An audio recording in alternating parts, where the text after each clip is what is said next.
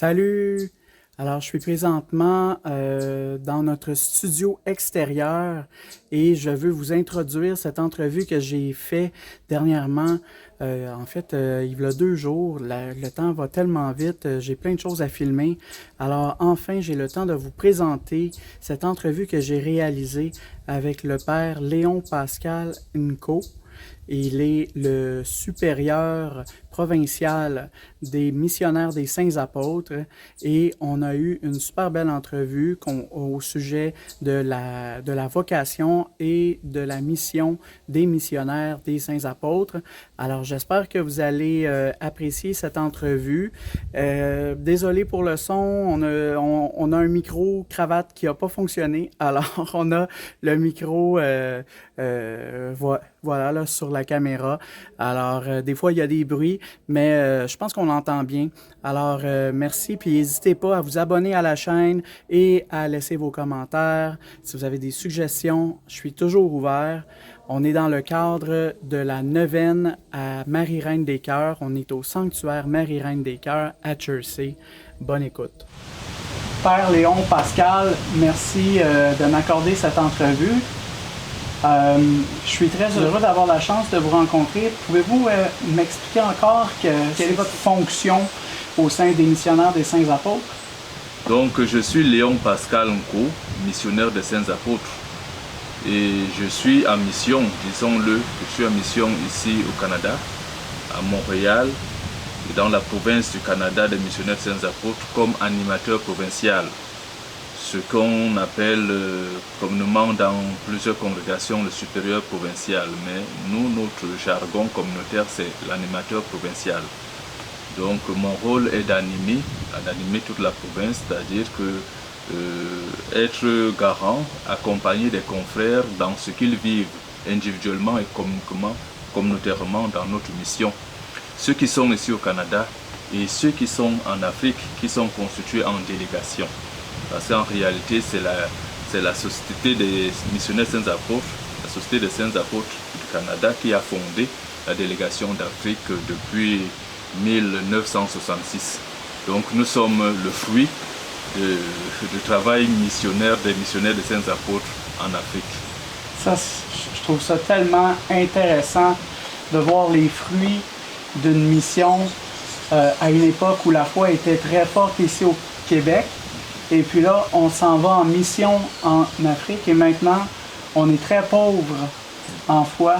Et là, les enfants des missionnaires des Saints Apôtres reviennent à la maison, si on peut dire, pour animer la vie spirituelle. Qu'est-ce que vous faites, les missionnaires des Saints Apôtres?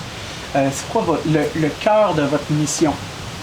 Effectivement, c'est en 1946, on peut le dire, que notre communauté a été fondée par le révérend père Eusèbe-Henri Ménard, qui lui était effectivement franciscain. D'ailleurs, il a demeuré franciscain jusqu'à la fin de ses jours en 1985.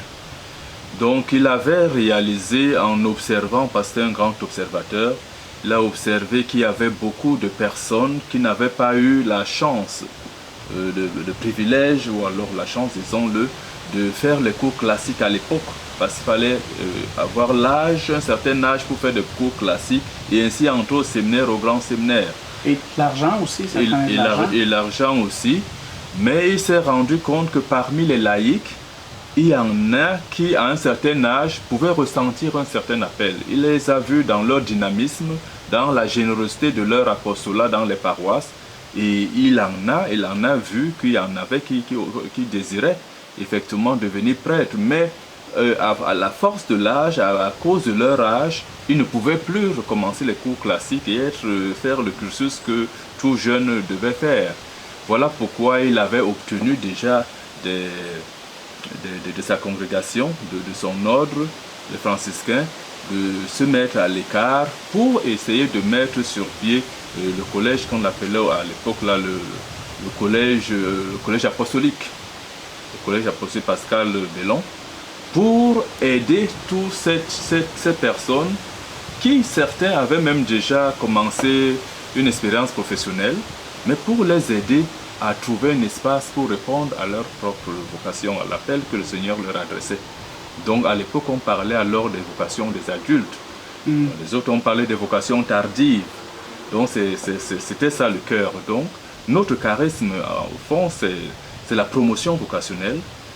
C'est le fondateur disait toujours, il faut donner les prêtres à l'église. Partout où il y a le besoin de se faire sentir, il faudrait que nous travaillions pour qu'il y ait des ouvriers apostoliques, qu'il y ait les laïcs engagés, mais qu'il y ait des prêtres pour que la messe soit toujours célébrée, parce que c'est le cœur même de la vie de l'église. Donc nous faisons la promotion vocationnelle, nous faisons la formation et l'accompagnement, particulièrement pour les jeunes en marche vers le sacerdoce, mais aussi pour les autres ministères dans l'église. Donc c'est ça le missionnaire des saints apôtres.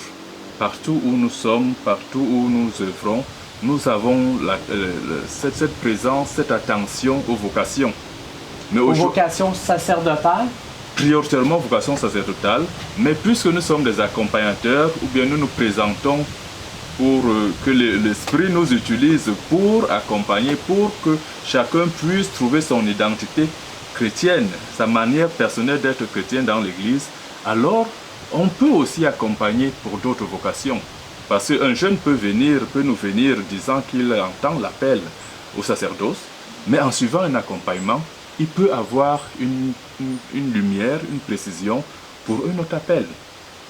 Donc en réalité, nous faisons promotion vocationnelle, mais aussi l'Église a besoin de laïcs engagés. Si on a de bons parents, des parents croyants, pratiquants, fervents, c'est sûr que l'Église ne manquera pas de vocation. C'est ça.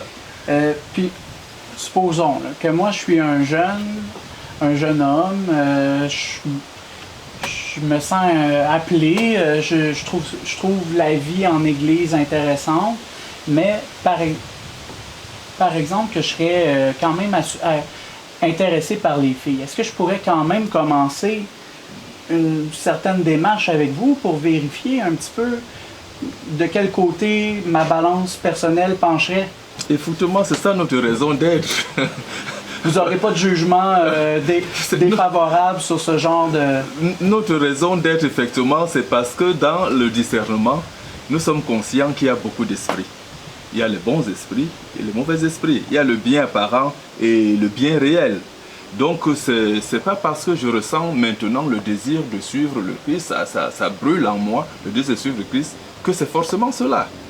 Parce que même l'esprit du mal peut désorienter une vocation fondamentale que le Seigneur a inscrite en moi, sachant que si je suis père de famille, peut-être je peux être un très bon père de famille, peut-être ça peut susciter beaucoup de vocations dans ma famille, mais un esprit peut vous désorienter en vous disant que vous ferez un très bon prêtre. Alors que moi je ressens de donner l'affection, même sur le plan intime, avec une personne que j'aurais choisie, avec une femme et avoir des enfants. Il peut vous désorienter. Mais c'est pareil. Un jeune peut commencer, c'est normal, c'est naturel. Qu'un jeune homme sente attiré par une amie, attiré par une personne, mais il peut toujours, s'il ressent une certaine ambivalence, deux vocations qui se bousculent en lui. Et c'est ça l'objet du discernement. C'est parce qu'il y a quelque chose de confus que je peux trouver un missionnaire saint apôtres ou alors beaucoup d'autres personnes ressources. Il y en a beaucoup qui font d'accompagnement pour qu'ils m'écoutent et m'aident à démêler tout ce que je ressens en moi. Et effectivement, comment on fait là? Moi, je suis un jeune qui écoute cette conversation-là sur les médias sociaux et je me dis, ouais, j'aimerais commencer une démarche. Comment on fait? Comment ça fonctionne? On vous rejoint sur votre site Internet? Oui, c'est possible de nous rejoindre sur le site Internet. C'est possible de revoir sur Internet parce que presque la plupart des missionnaires et apôtres qui sont dans la pastorale vocationnelle sont sur Internet. C'est toujours intéressant d'avoir un lien d'une personne concrète, physique, avec laquelle je peux entrer comment on appelle, en relation. En relation. Oui, je peux entrer en dialogue. Je peux nouer déjà un espace de causerie, de partage pour commencer un processus. Donc c'est déjà important de savoir où les missionnaires saints apôtres, on peut les trouver physiquement, mais les adresses sont aussi dans le site internet. Elles sont tout juste en dessous présentement là, de notre écran. Alors on a juste à descendre en bas dans les commentaires. Ils sont là. Effectivement.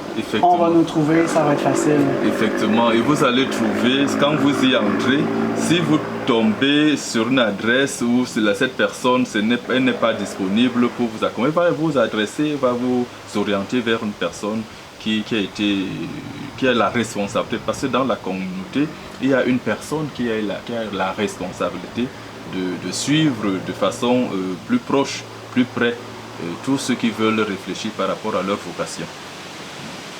J'aurais envie de continuer cette conversation demain. Pour ce soir, j'aimerais peut-être changer de direction puis vous demander de me parler un peu du Père Eusèbe Ménard. Vous m'avez parlé de lui. Quel est le lien particulier entre les missionnaires des Saints Apôtres et le sanctuaire Marie Reine des Cœurs dans lequel nous sommes présentement? Effectivement, c'est vraiment une longue histoire. C'est vraiment une longue histoire. Mais disons aussi que vous avez déjà entendu parler de Mademoiselle Curotte. Et effectivement, c'est elle qui a hérité de cette propriété qui nous accueille ici. Et c'est assez vaste, oui. Mais elle était aussi une proche, une amie, si on peut le dire, de notre Père fondateur. Tous croyaient bien en Marie, tous travaillaient pour la dévotion mariale.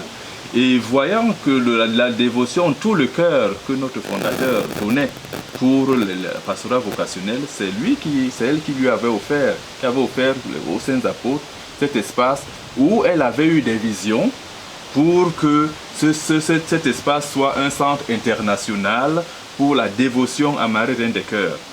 Donc c'est dans ce sens que depuis lors, les missionnaires Saints Apôtres ont commencé à œuvrer ici, à travailler pour cette dévotion à Marie Reine des Cœurs, jusqu'à ce qu'en ce moment, le centre est devenu diocésain, pour qu'il prenne davantage d'ampleur au niveau du diocèse. Mais comme vous le voyez, l'international, les drapeaux qui sont tout au long dans le site montrent déjà combien de nationalités viennent faire le pèlerinage ici. Et déjà, les missionnaires qui sont déjà de plusieurs races, plusieurs nations, des nations montrent déjà que c'est vraiment international. Donc sa vision est en pleine expansion et en pleine réalisation. Donc c'est cette relation-là entre ces deux visionnaires et ces deux amoureux de la Vierge Marie que les Saints Apôtres ont eu cette grâce, ce privilège d'être des veilleurs ici pour attendre et accueillir les pèlerins qui voudraient bien continuer cette dévotion à Marie Reine des Cœurs. Je termine ce court entretien. J'ai l'habitude dans mes entrevues de demander la définition personnelle de chacun de mes interviewés. Je veux savoir pour vous, Père Léon Pascal, qu'est-ce que c'est que l'évangélisation? L'évangélisation déjà porte en lui-même ce nom d'évangile. L'évangélisation donc serait une expansion, une divulgation de l'évangile.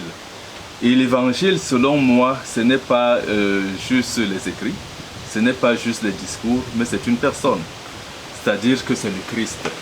C'est le Christ qui nous arrive, qui nous est donné, qui nous est présenté par des témoins qui nous ont partagé leur vécu, leur expérience personnelle dans les écrits que nous appelons l'évangile ou bien les évangiles. Et nous tous qui travaillons, qui œuvrons à ce que cette bonne nouvelle se répande dans tout le monde entier, parce qu'il nous a envoyé, il a dit, allez par le monde entier, proclamer la bonne nouvelle à toutes les nations.